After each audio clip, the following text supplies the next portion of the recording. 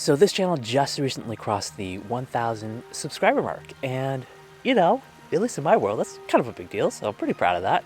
And then second of all, I wouldn't have been able to do it without you, so I really want to take the time to thank you for tuning in and showing your support. So yeah, thank you for that, as well as to just share some lessons that I've learned along the way to that milestone while they're still fresh on my mind. So some of the stuff that I'm going to be talking about is going to be specific to YouTube, and other stuff will be a bit broader, but regardless of whatever that I'm sharing, I hope that it will translate into something valuable for you, regardless of whatever you might be pursuing in your own creative practice. So let's start with the primary thing, and that is why. This is a concept that was made famous by Simon Sinek, and for those of you who don't know, it's about going beyond the content of what you do into what drives you. What is the reason for you wanting to do that thing in the first place? So I would say the what for my channel is surrounded by topics of digital media, and that includes things like photography, video, and design. Whereas my why is to inspire others like yourself to express your creativity. But I can tell you that the challenge, for me at least, over the past year and a half, and I'm sure I'm not the only one who's faced this, but there are all these details and distractions that get you lost in the minutiae of the everyday. And in that, it's very easy to lose touch with the passion of your why. So what I've learned is that whenever I find myself feeling aimless, questioning things, or feeling a sense of apathy, basically, is to remind myself of my why. Because then I feel like I have a purpose, and it's this purpose that drives everything that I do, from what I shoot, to how I shoot it, to how I edit, to what music I choose. And this is what I mean by intention colors everything, because it's intention that gives you purpose. And when you're driven by purpose, that's when you finally get to be of value and of service to others. So I want to talk about gear, because gear does enable you to make art, even when the medium of that art form is really simple, like writing, because a writer can't really write without some sort of writing instrument like a pen. And of course, gear becomes more critical and paramount the more technical that the medium becomes, like in video creation, what we're talking about here. Then we're involving cameras and microphones and lighting equipment. But you know, I admit, I want to use gear that really inspires me. So for example, in my review of the X100F, I talked about how I create more content now because the way that that camera specifically is designed makes it so much easier to carry around, and therefore I feel more inspired to use it. So I feel like to that extent, gear does matter. But gear does not and cannot express your creativity for you. You know, even though it's so much fun to research and collect and purchase these fun little toys, you can't outsource your creativity to the toy. You know, in the case of a camera, even though it enables me to take a photo, I'm the one with the vision for the scene, and I'm the one who composes the shot and presses the shutter button. So gear does matter as part of a starting point in your creative journey, but it's not the end in and of itself, because this is where you as the artist have the responsibility to complete your art. And this is what brings me to my next point. So I remember there was this point after I had got all my equipment in place, after doing months and months of all this research of, what will be the best camera and tripod and lights for me. And I remember when I first attempted to record that video, I looked back at the footage and I was just so devastated because my on-camera performance just sucked so bad.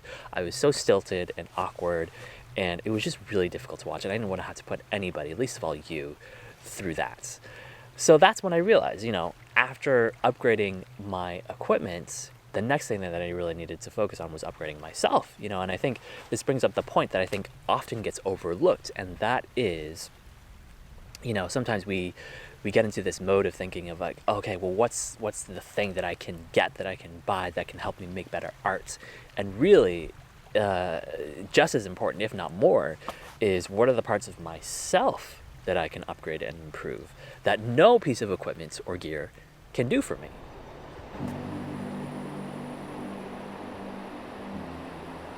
So a while back, I created a thumbnail for one of my videos that follows a popular convention, and that is to pixelate part of the artwork to create a sense of mystery. And the idea behind that is, you want to incite in the viewer this sense of, oh, I want to know what happens, and so they end up clicking on it.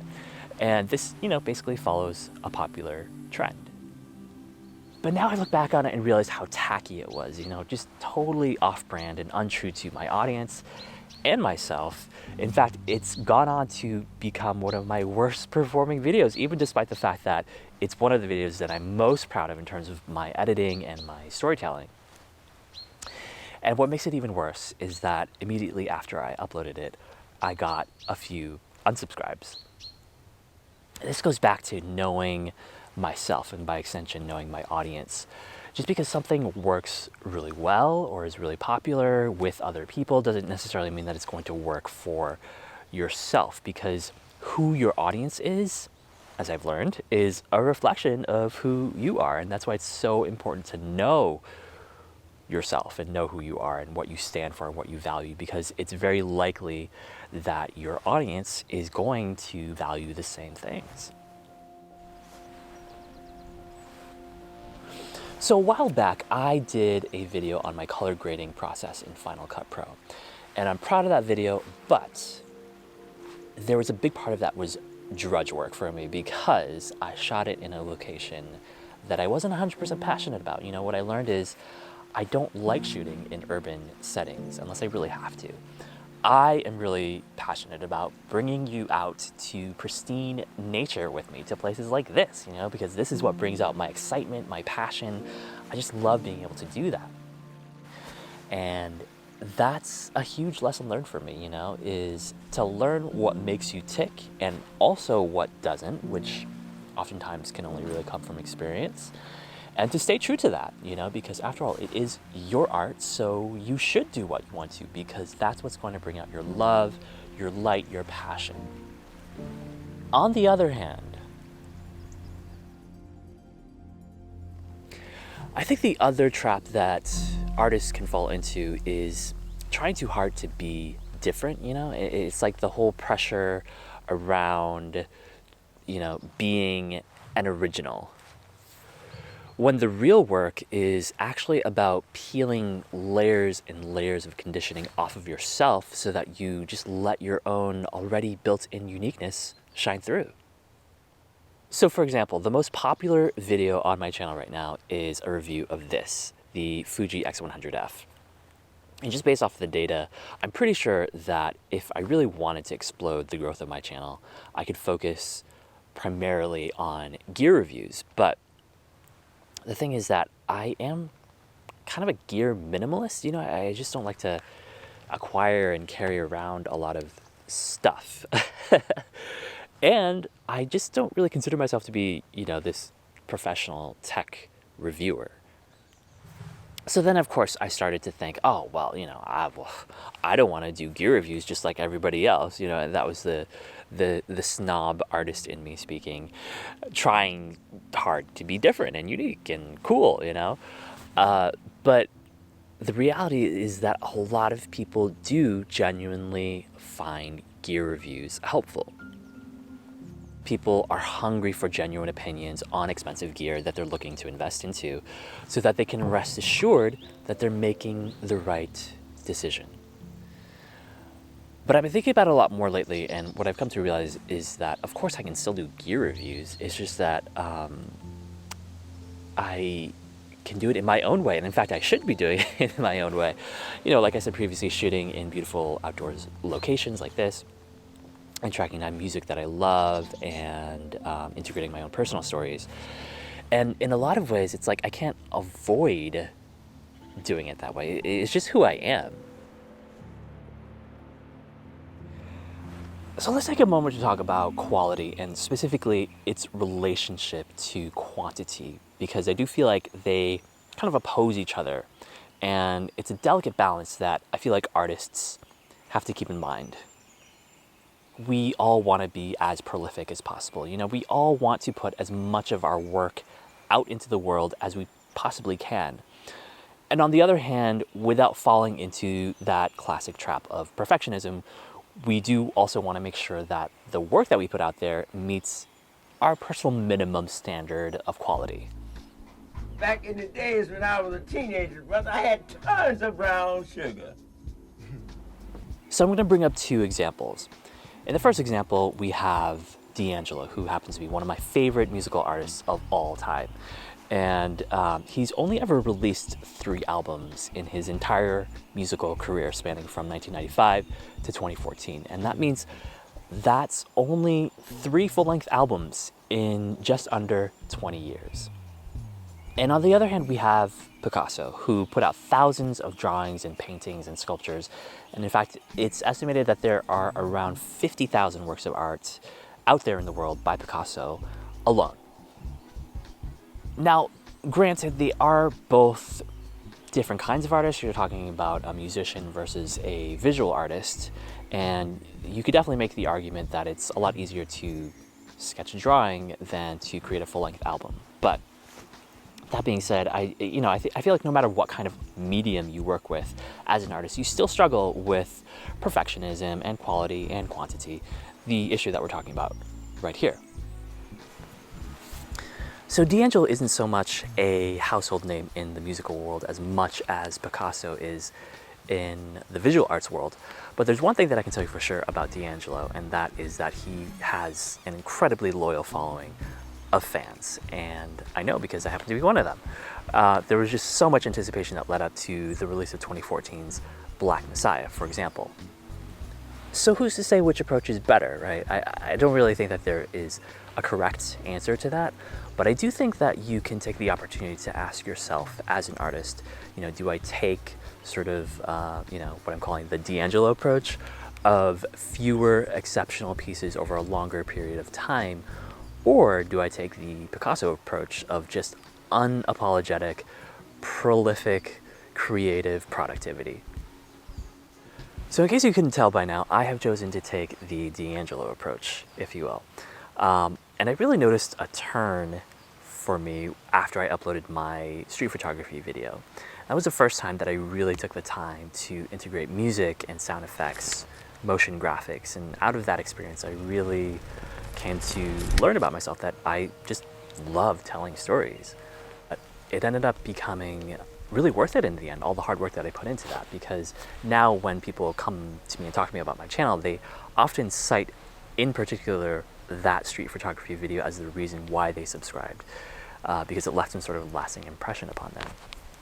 And this is what I mean by quality being an accelerator of loyalty.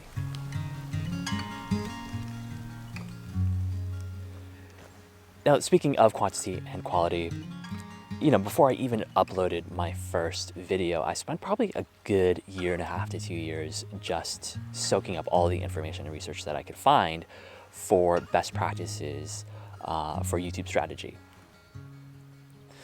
Now, one of the most common pieces of advice that I came across in that research was make sure that you upload a new video at least once a week. But ultimately, I decided not to follow that. And instead, I chose to follow my own heart, because in my heart, I always knew the caliber of quality that I wanted to create in my videos. And it takes me a long time to edit the videos that I put up on my channel. Anywhere from 2 weeks to my new record now is 2 months. And I knew that as a one-man band, that there was just not going to be any way for me to sustain, that on a weekly basis. I mean, that's just crazy. To me, this is what creativity is all about. It's having the courage to listen to what your intuition is telling you to do, despite all the perfectly logical advice that everyone else is telling you. Which is easier said than done. Especially when that advice has worked so well for so many others who have come before us. So the question I leave you with is, what is that nonsensical thing that your heart is telling you now? Actually, there is one more thing that I forgot to include, which I came to realize as I was editing this video, and that is that creativity is very much a process, meaning don't rush it and enjoy it as it unfolds. So I didn't do this all the time, but there were times when I would try to work as fast as possible and just rush to get my work out there as fast as I could and as often as I could. And I do feel that it is still very important to finish your work and publish it out into the world. But I realize now that there is still value in savoring the creative process and witnessing it unfold right before your very eyes. And on that note, I am actually really excited to announce something that I've been working on for quite some time now, and that is my very own membership program. I'm calling it the League of Creative Warriors.